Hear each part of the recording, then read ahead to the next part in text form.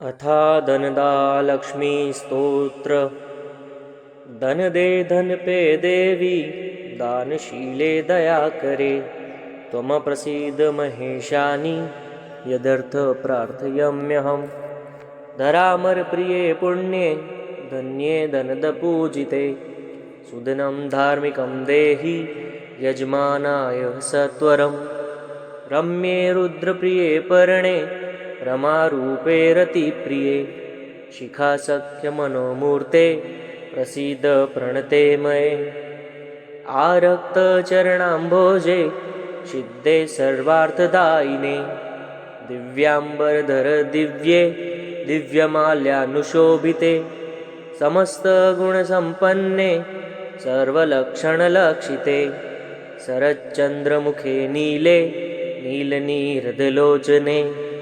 चञ्चरीकचमुचारु, श्रीहारकुटिलालके। दिव्ये दिव्यवरे श्रीदे, कलकण्ठरवामृते।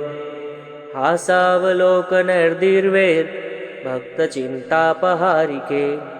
रूपलावण्यतारुण्य, कारुण्यगुणभाजने। क्वणतकङ्कणमञ्जीरे, रसलीलाकराम्बुजे। रुद्रव्यक्तमहत्तत्त्वे, धर्माधारे धरालये। प्रयच्छ यजमानाय, धनं धर्मैकसाधनं।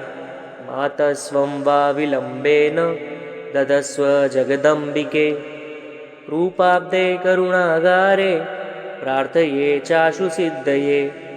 वसुदे वसुधारूपे, वसुवासववन्दिते। प्रार्थिने च धनं देहि, वरदे वरदा भव।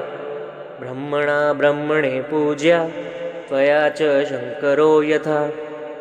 श्रीकरे शङ्करे श्रीदे, प्रसीद मयि किङ्करे। स्तोत्रं दारिद्र्यकष्टार्थ, शमनं सुदनप्रदं। पार्वतीश प्रसादेन, सुरेश किङ्करे स्थितं। मह्यं प्रयच्छ मातस्त्वं, त्वामहं शरणं गतः। इति श्रीधनदालक्ष्मीस्तोत्रं सम्पूर्णम्।